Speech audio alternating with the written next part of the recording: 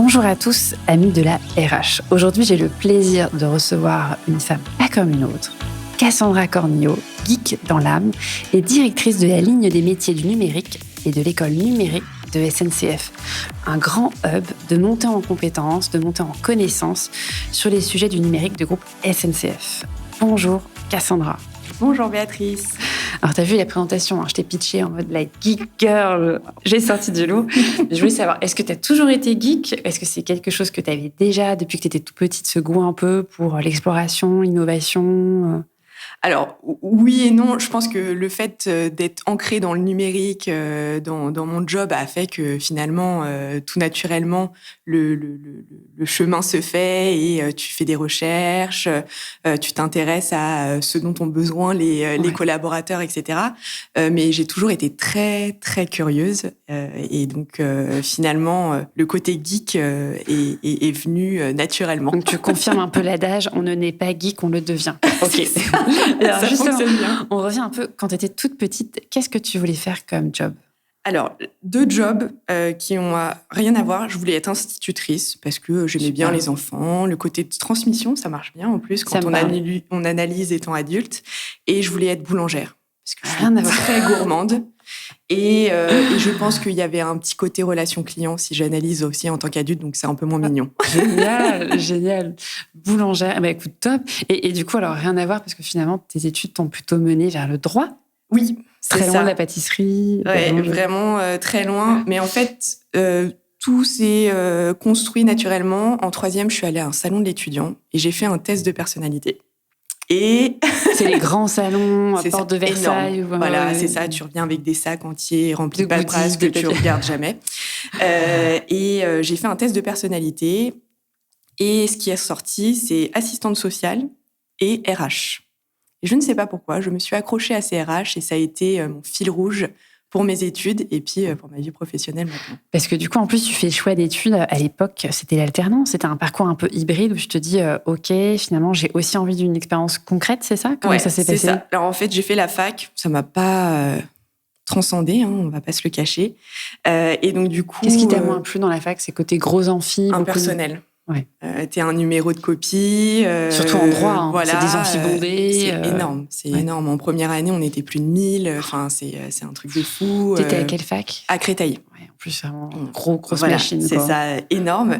Donc le côté impersonnel et puis faire du droit, c'est compliqué parce que tu sors de droit et en fait, tu fais encore du droit en anglais, administratif, civil.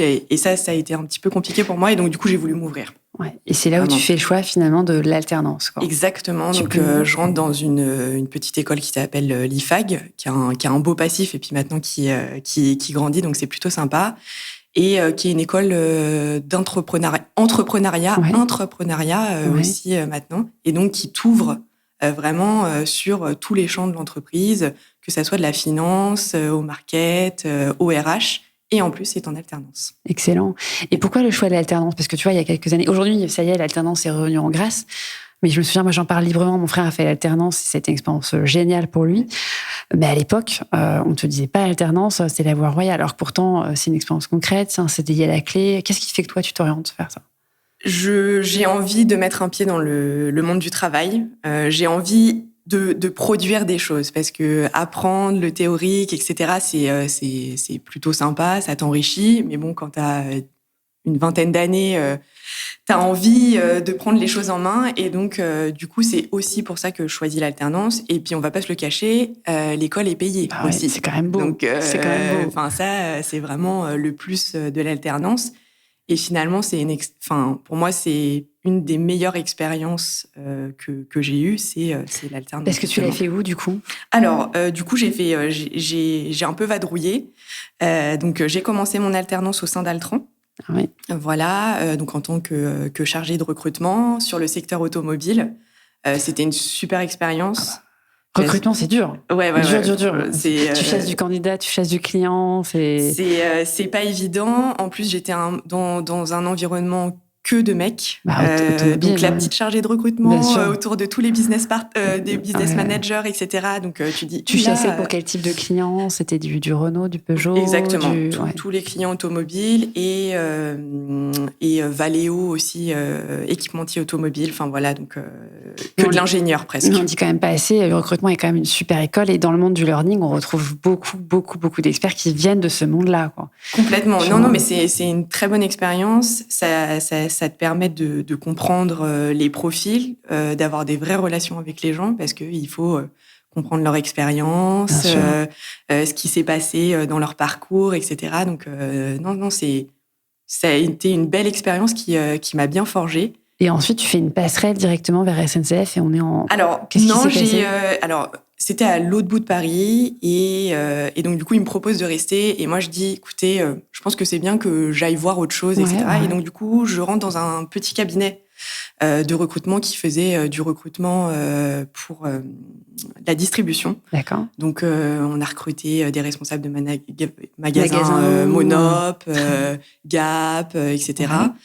Donc, c'était plutôt sympa. J'étais encore plus en direct avec le client, etc. Donc, on construisait vraiment la recherche qu'ils avaient. Donc, c'était une autre expérience. C'était vraiment un tout petit cabinet.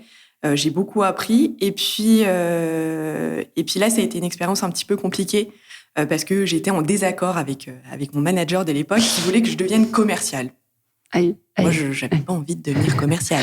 C'est pas un mauvais mot. Non, on en a besoin. Exactement, on en a besoin, mais en tout cas, c'était pas mon projet. Pas ta perso. Ouais. C'est ça, c'était pas ma personnalité, c'était pas mon projet, c'était pas ce que j'avais envie de faire. Ouais. Et je lui ai dit non, et elle l'a très mal pris à l'époque. Et donc, du coup, ça s'est arrêté un peu brusquement, mon alternance, mais c'était pas ton parcours de vie, quoi. Non, c'est pas mon parcours de vie, et en même temps, c'est la vraie vie du monde professionnel. Il faut faire ses choix. Et même quand tu es en alternance, il faut trancher. Surtout sur des postes de commerciaux, il faut que ce soit en phase avec ta nature. Il faut que tu transpires l'envie d'aller chercher du chiffre, il faut que tu aies faim. Et si c'est pas ta nature, ça va être... Non, je me serais pas épanouie, clairement. Et même si j'étais jeune à l'époque, il y a des gens qui m'ont dit quand même, Cassandra, mais c'est faut courageux, pas lâcher une alternance comme courageux. Ça. Après, derrière, il y avait la petite bouée de sauvetage papa-maman. Ouais, au cas où, tu disais, bon, je peux toujours revenir avec mon baluchon chez les parents 2-3 mois. Voilà, exactement. Mais c'était pas moi. Donc, du coup, j'ai fait le choix d'arrêter cette alternance. Et là, je recherche une nouvelle alternance pour ma dernière année. Donc, j'ai pas mal vadrouillé. Hein. C'était 3 ans d'alternance. Et les 3 années, j'ai changé d'alternance. 3 ans, c'est long. Voilà. Ouais. Et donc, ma dernière année d'alternance chez SNCF, qui arrivait un peu comme le Messie parce que j'étais tellement un peu je viens d'arrêter mon alternance, qu'est-ce qui va se passer pour moi? Et finalement, je commence l'alternance chez SNCF en tant que chargée de formation. C'est pas vrai? Oui, à l'université de la communication. Excellent. Voilà. Et là, du coup, tu apprends les bases de qu'est-ce que la formation, le learning en entreprise. C'est ça, exactement. Donc, j'ai la chance d'avoir une tutrice qui me laisse quand même le champ libre, etc. Et puis, on est à un tournant du learning où finalement, la formation, il la faisait au fur et à mesure. Et là, maintenant, on veut avoir une formation qui soit là quand les gens en ont besoin. Et attends, Cassandra, il faut que tu m'expliques, parce que là, on est en 2015, tu rentres en première année d'alternance. Aujourd'hui, on est en 2021 et tu es quand même directrice de l'école numérique SNCF. Waouh, j'ai envie de dire. C'est un truc de fou. Là, non, mais, tu vois, c'est génial parce que on a envie de dire, souvent, moi, j'entends, c'est en start-up, les parcours, ils sont toujours éclairs, tu démarres en bas de l'échelle et tu vas vite. Mais en fait, c'est aussi possible dans les grands groupes, quoi. Et quand on te donne ta chance, t'es repéré, c'est un peu ce qui s'est passé pour toi, j'imagine. Alors, oui, finalement. Alors, j'ai eu la chance d'avoir un super chef qui m'a fait confiance, etc. Et puis, les organisations sont assez mouvantes chez SNCF, même si c'est un paquebot de l'extérieur et on connaît toute l'histoire de SNCF. Moi, je suis arrivée à la direction de la communication. La direction du digital s'est fusionnée avec la direction de la communication. Puis, finalement, on s'est dit, mais la communication digitale, c'est pas que ça. Donc, ça a explosé. Donc, de fil en aiguille, finalement, avec ces organisations mouvantes, j'ai eu la chance d'avoir des postes hyper intéressants. Alors là, moi, je t'arrête, j'aime pas ce genre d'explication où tu dis c'est l'environnement qui a changé, j'ai eu de la chance. Ça, c'est le syndrome de l'imposteur, je reconnais. Enfin, t'es pas arrivé là quand même par hasard. Tu vois, il y a quand même eu un boulot qui a été fait et tu peux pas dire c'est juste une question de timing. Non, c'est pas juste une question de timing. J'ai su saisir les opportunités quand elles étaient là Et on a réalisé des super projets pendant ces 6 années-là. Enfin, en fait, même moi, aujourd'hui, j'ai encore du mal à réaliser parce que c'est vraiment un truc de fou. C'est tout ce qui génial. s'est passé en 5 ans. Des projets où on a commencé de zéro et où on a créé l'école numérique. Et aujourd'hui, l'école numérique est reconnue. Parce que tu vois, l'école numérique SNCF, moi, je connais, mais est-ce que tu peux nous expliquer ce que c'est? Parce que c'est assez peu connu du grand public. Ouais. Tout le monde connaît les trains, etc. Mais personne ne sait que vous avez une école du numérique. Tu peux raconter?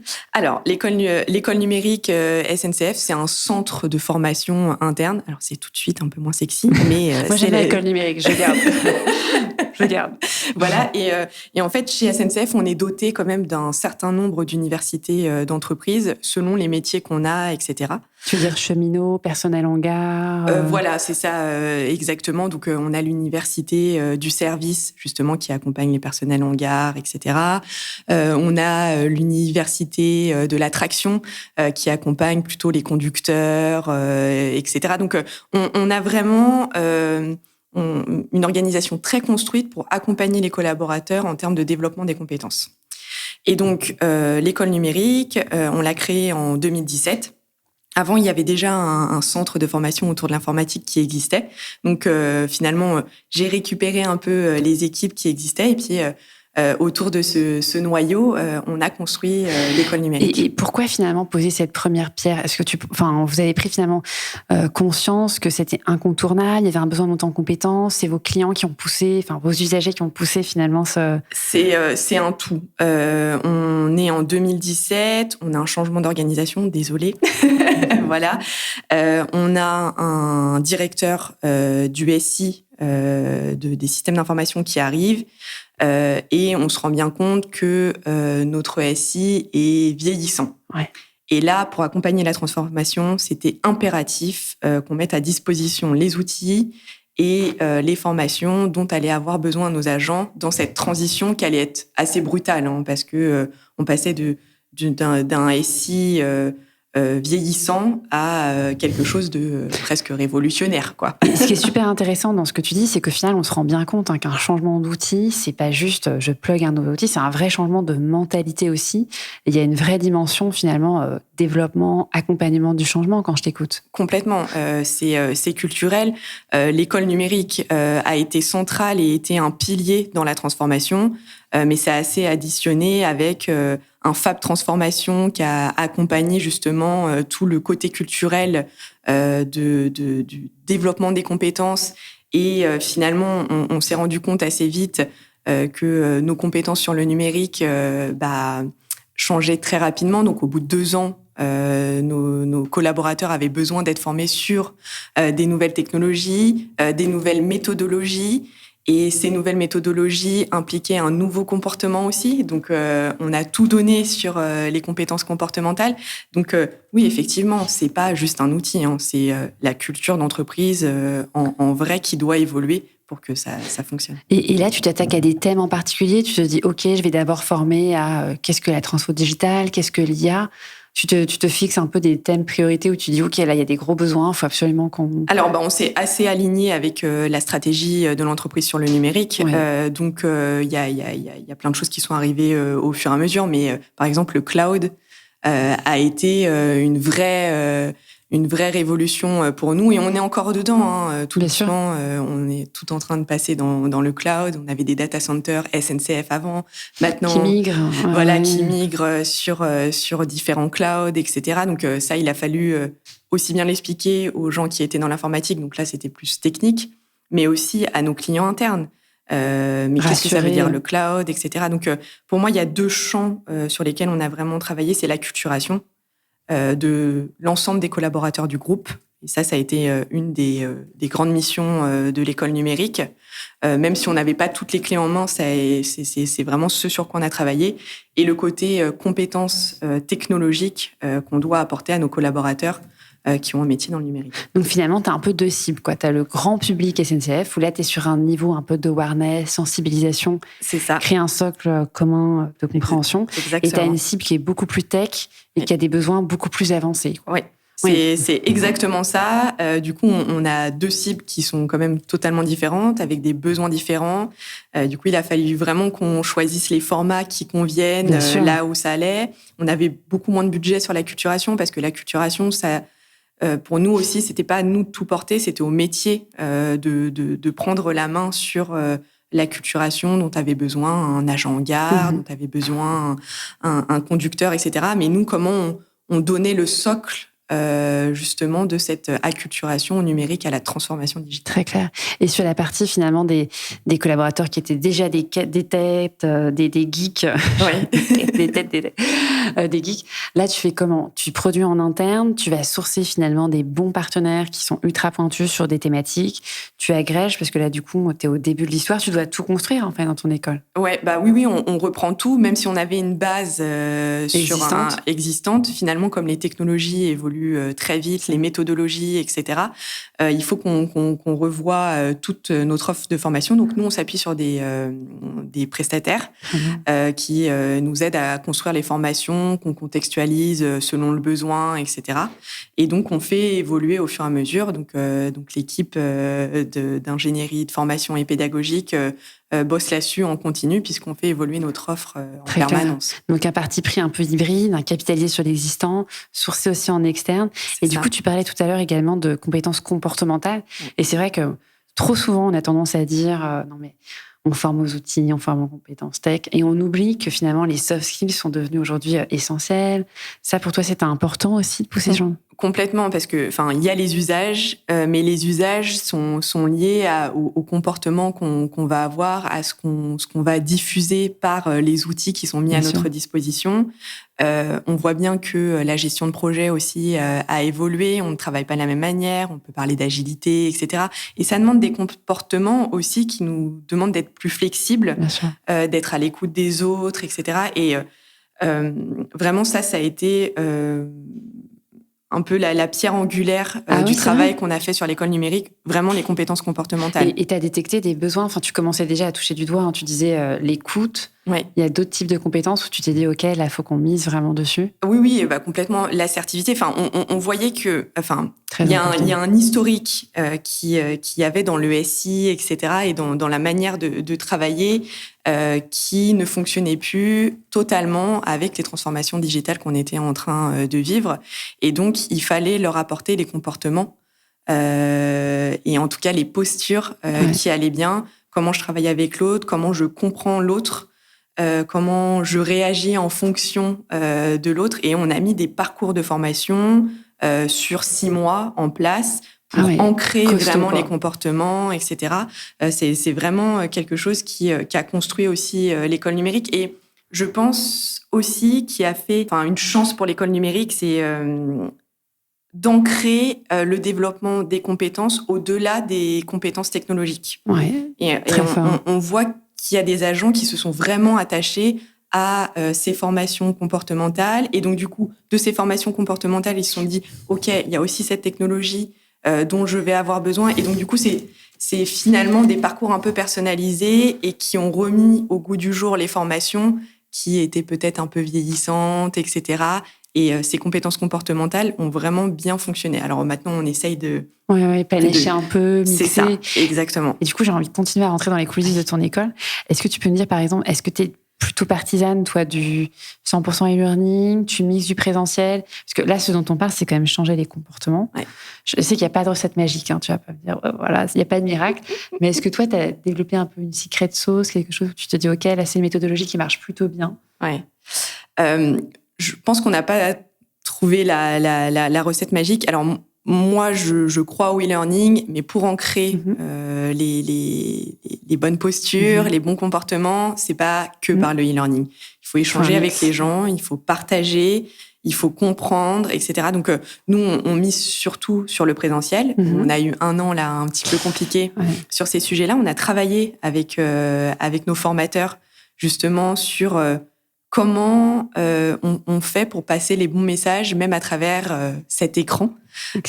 Et donc, du coup, je pense qu'on qu'on a bien bossé avec nos formateurs, et il y a des choses qui sont passées. C'était sous forme de webinar ou sous forme de comment tu... Sur forme de journée de formation ou de à demi-journée. Ouais. En fait, on a misé là-dessus aussi, sur des demi-journées où on passait les messages, etc.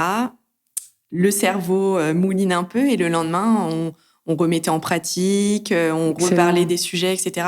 La digestion de l'information marche énormément sur les comportements, et c'est pour ça qu'on mise beaucoup maintenant sur des parcours assez longs, avec une journée par mois, 2 journées par mois, pour ancrer, parce que c'est du développement personnel. Tu ne l'appliques pas du jour au lendemain. Bien sûr. C'est quelque chose que tu ne vis pas forcément. Donc, une situation compliquée avec un collaborateur, c'est peut-être pas demain, ça sera peut-être dans 3 semaines. Mais tu vois, tu dis quelque chose de très vrai, c'est qu'il y a une vraie notion de temps. Il n'y a pas de recette miracle, finalement, et ça prend du temps. Et ce qu'on voit pas mal, nous, chez Kokoro, c'est cette notion, finalement, où c'est pas 100% e-learning, c'est pas 100% présentiel, c'est des modes qui sont assez hybrides. Parfois, tu mets un peu d'e-learning en amont ou en aval du présentiel, mais c'est finalement le mix des deux qui fait que dans le temps, au fur et à mesure, petit à petit, tu arrives à faire évoluer un peu, puis un peu plus les pratiques de tes collaborateurs. Et du coup, Cassandra, j'ai une question, parce que je dis que là, tu mets en place des offres qui ont l'air super intéressantes, mais comment tu as réussi à les faire connaître? Parce que là, tu étais sur une marque nouvelle, l'école numérique. Est-ce que, et tu vois, moi, c'est quelque chose, c'est une marotte que j'adore chez Kokoro, c'est le marketing de la formation. Et ça, c'est souvent zappé. Comment est-ce que toi, tu fais pour faire connaître ta marque? Alors, du coup, on a entamé une tournée partout en France, où on a présenté l'école numérique en 2017. C'était une super expérience. Alors, j'ai eu les pétoches comme jamais. J'imagine. Vraiment, c'était terrible, parce que c'était la première fois que je portais ce bébé. C'est pas la tournée de Madonna, c'est la tournée de Cassandra. Et ouais, exactement. Mais j'en rigole maintenant, mais je t'assure que je rigolais pas à cette époque-là. T'es exposée. Voilà, c'est ça. Et en fait, déjà, ça nous a assez ancré dans les territoires, puisque SNCF, on est partout en France. Donc c'est super important. Du coup, c'était pas une décision juste du siège, un projet siège, ancré en Seine-Saint-Denis. T'as vraiment voulu que ce soit local aussi. C'est ça, exactement. Donc, on est parti en tournée, voilà. Et donc ça a bien fonctionné pour notre première cible, qui étaient les collaborateurs qui sont dans le monde du numérique. Et après, ça a été un long travail pour ce qui est de l'acculturation, et on bosse encore dessus. Nous, on a vraiment travaillé finalement notre image, notre logo. On a un petit robot sympa qui s'appelle Num. Voilà. On a utilisé tous les canaux qu'on pouvait de communication en interne. Donc, on a Yammer, qui est notre réseau. Après, il y a SharePoint qui est arrivé, donc on a créé notre SharePoint. Et puis, on a misé vraiment sur l'expérience apprenante. Et ça, je le rabâche tout le temps, c'est qu'est-ce que va vivre le collaborateur du moment où il a besoin de faire une formation, où il va s'inscrire, au moment où il va la vivre, au moment où on va l'interroger sur finalement qu'est-ce qu'il a appris sur cette formation et comment il va l'utiliser, et peut-être quelles sont les petites boucles de rappel qu'on lui fera après sa formation. L'expérience apprenante, c'est, on va dire, le nerf de la guerre pour moi, pour l'école numérique. Et c'est ça qui fait que ça fonctionne. Et donc, du coup, on a créé des outils pour faciliter la vie de nos collaborateurs dans leur apprentissage. Tu penses à quoi que, par exemple, je suis curieuse, comme type d'outils? C'est des assistants? C'est ça, exactement. Des assistants. Alors déjà, beaucoup de communication sur qu'est-ce qui leur est mis à disposition. Donc, la construction de l'offre. Et au-delà d'un catalogue, c'est qu'est-ce qui est intéressant pour eux. Donc, il y a un boulot à faire avec les managers aussi. Est-ce que vous savez ce qui est mis à la disposition des collaborateurs? Comment vous accompagnez vos collaborateurs dans le développement de leurs compétences? Et la cible des managers est souvent négligée. C'est vraiment dommage, alors que c'est les premiers à impulser ou au contraire à freiner les collaborateurs sur ce sujet. Exactement, mais pour moi, c'est une des clés de voûte de l'expérience collaborateur, le manager. Le RH est pas loin derrière, mais le manager est là. C'est lui qui fournit les premières informations à son collaborateur. En interne, tu sentais que les managers étaient plutôt convaincus. Il y a eu un gros travail à faire au début. Oui, je sens qu'il y a eu un gros travail à faire au début.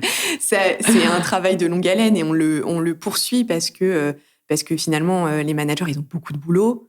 Et c'est toujours le problème. Donc, comment on leur amène l'information quand ils en ont besoin, pour mieux accompagner leurs collaborateurs. Donc, il y a eu tout un travail culturel à faire auprès des managers en leur disant, en fait, c'est aussi entre vos mains. Bien sûr. Le fait que vos collaborateurs se développent, franchement, ça prend plutôt très bien. Et on a réussi tout ça aussi grâce aux managers qui ont porté notre offre, les parcours qu'on a mis à disposition aussi sur des populations qui étaient plus loin du besoin, etc. Donc excellent. Ça fonctionne là, bien. Ce qui est intéressant dans ce que tu dis, c'est finalement, donc, pour marketer finalement ton école, tu t'es appuyé sur plusieurs axes. La première partie, c'était vraiment le tour. T'ancrer sur le terrain, le local et être vraiment physiquement présente. Oui. Deuxième axe, c'était utiliser les canaux numériques. C'est ça. Donc, on retient Yammer, SharePoint, t'appuyer sur déjà les canaux existants qui drivent, j'imagine, beaucoup de trafic. Exactement. Et troisième, c'est le relais des managers qui ont impulsé... Managers, RH, enfin, je pense qu'on s'est entouré et on s'est appuyé sur des personnes qui pouvaient diffuser. Okay. C'est la diffusion au maximum. Et en fait, c'est ça qui est compliqué dans nos grandes structures, c'est qu'on a des strates. Ouais. Voilà. Ouais. Et comment on diffuse? En s'appuyant sur les managers, sur les RH, sur nos collègues qui travaillent dans les autres universités, etc. Et il faut faire connaître notre offre.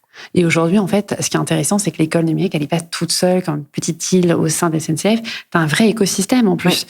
J'avais vu que tu travailles notamment avec votre incubateur interne, d'autres. Tu peux nous raconter un peu votre organisation écosystème, avec qui tu bosses, comment Ouais, bah alors, enfin, on est et c'est pour ça qu'on n'a pas réussi tout seul. Hein. Ouais. C'est toute une structure qui a réussi. Mais oui, on a nos 574 qui sont nos maisons du digital interne, qui sont justement implantées en territoire et qui nous ont permis aussi nous école numérique de diffuser en territoire. Juste en quelques mots, tu peux revenir sur ce que ça avait très chiffre de James Bond 574. Ah oui, là, faut bien que tu m'expliques. sûr, évidemment, 574,8, c'est la vitesse maximale du TGV, le record.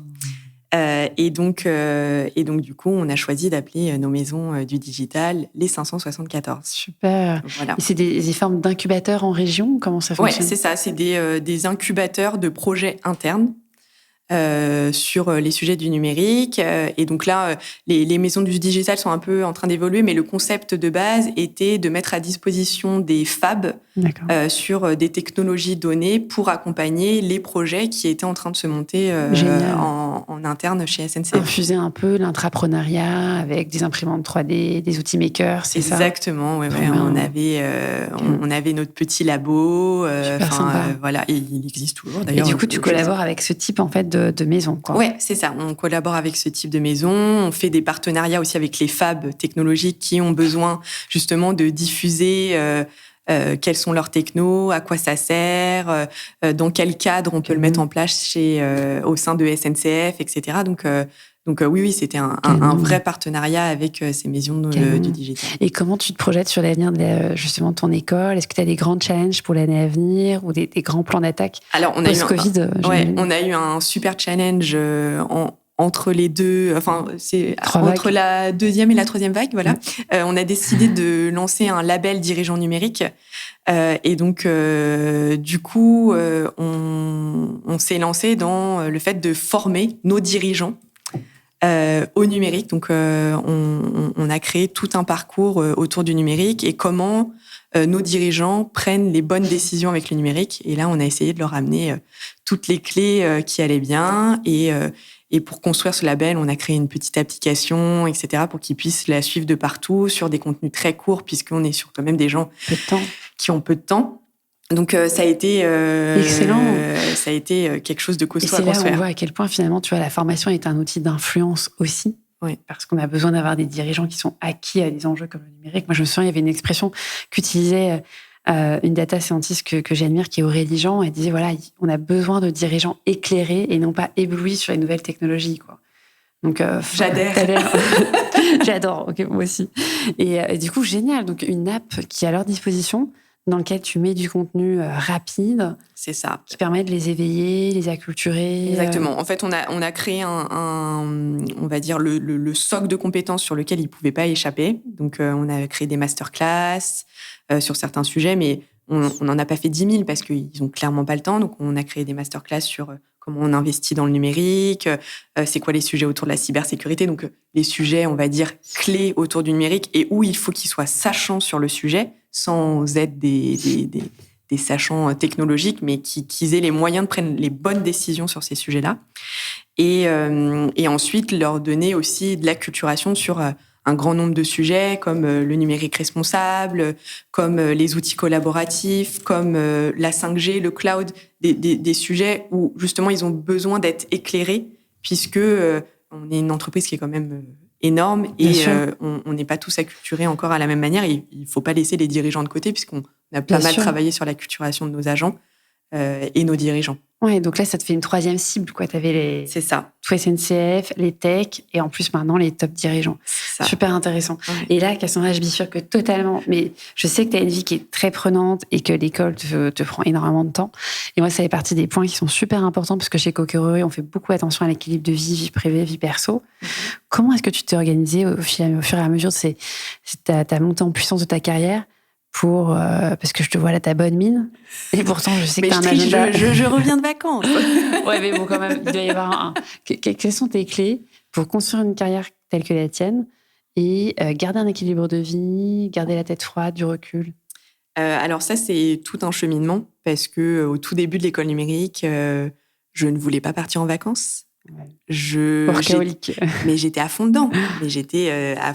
Etc. Et j'ai la chance d'avoir une famille qui prend soin de moi et qui m'entoure pour me dire Cassandra, maintenant on arrête, c'est ton entourage qui a dit stop. Et ils ont bien fait, ils ont tellement bien fait.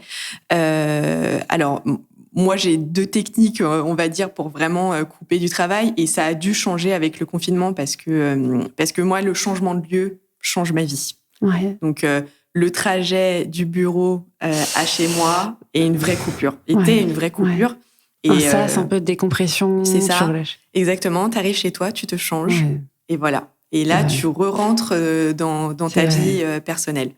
Ça a changé avec le Covid. Et donc, du coup, je suis devenue une fan absolue de mon pâté de maison, du tour du pâté de ma maison. Mais vraiment, j'adore ça. Et en fait, c'est vraiment le fait de sortir, de marcher, de m'aérer, qui fait que je coupe.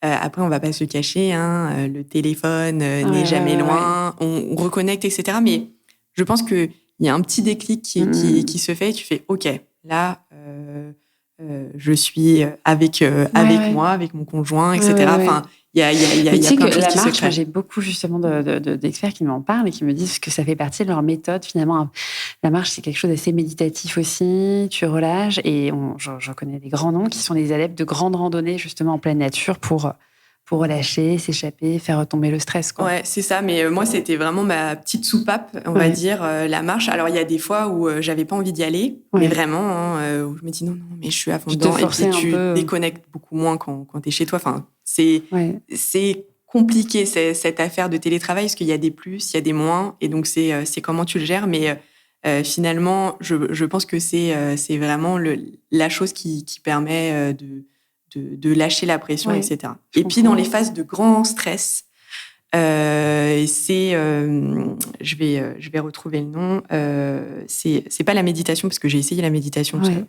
On aime ou on n'aime pas. Ouais, voilà. Je suis pas. Certains s'endorment. Moi, je juge pas. Non, c'est la cohérence cardiaque. Voilà, c'est venu. Donc la cohérence cardiaque, qu'est-ce que c'est? Tu peux nous expliquer? Donc c'est un rythme de respiration que tu prends, donc d'inspiration et d'expiration, que tu dois faire pendant au moins 5 minutes pour que ça ait des vrais effets.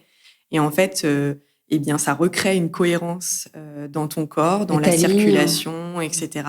Et c'est vraiment agréable. Il y a des super applications qui t'aident à... T'as des noms d'applications que tu nous recommandes ou Alors, j'ai plus les noms. Headspace, mais c'est peut-être plus méditation, Headspace. Ouais, c'est Respire Relax ou des choses comme ça.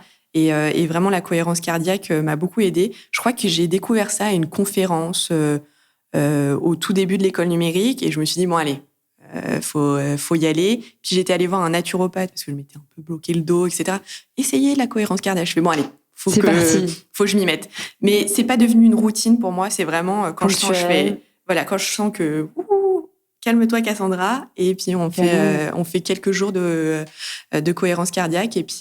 Et puis ça repart. Ouais. Et tu parlais tout à l'heure de conférences. On voit que le développement, ça fait vraiment partie de ton ADN. Comment tu fais justement pour te nourrir, t'alimenter? T'es plutôt livre, podcast? T'as des coup de cœur peut-être que tu peux partager? Comme je suis ultra curieuse, j'ai vraiment... un peu tout. Serendipity, quoi. Alors, les podcasts, depuis le confinement, je suis addict. Ouais, beaucoup se sont convertis à ce moment-là. Hein, c'est vraiment, ouais, c'était mon moment petit déjeuner podcast. Donc, ça, c'est vraiment une de mes sources, notamment sur les compétences comportementales. C'est là où je puise pas mal d'idées, etc. Je suis une LinkedIn addict. C'est vrai. Ouais, vraiment. Je trouve qu'il y a vraiment de la qualité si on suit les bonnes personnes. Si on suit les bonnes personnes, c'est souvent ce que j'entends.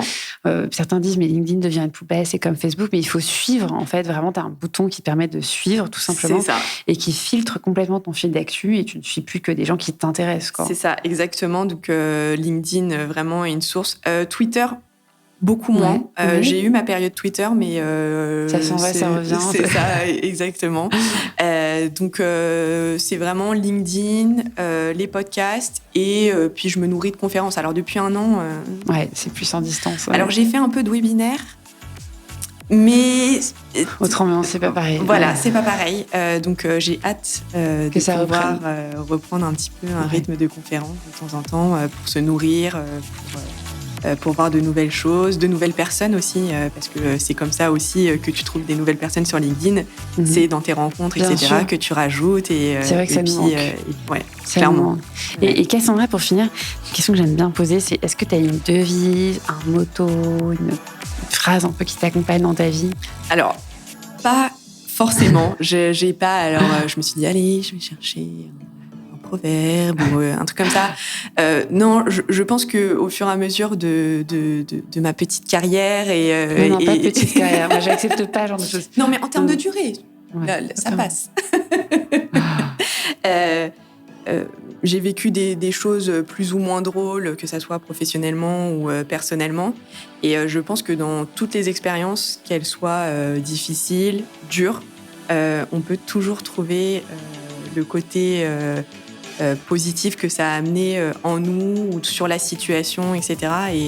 Et ça, pour moi, c'est finalement la chose en laquelle je crois. Donc, sur le moment, c'est dur. Et puis, il y a ce moment de deuil et d'analyse où, finalement, tu peux tirer les bons fils et trouver le positif, ou en tout cas, t'appuyer sur les gens autour de toi qui vont t'amener ce positif dans ta vie de tous les jours, que ça soit pro ou perso. Bravo, c'est pas une citation, mais c'est une super philosophie de vie auquel j'adhère à 300%. Merci beaucoup Cassandra pour ce super témoignage.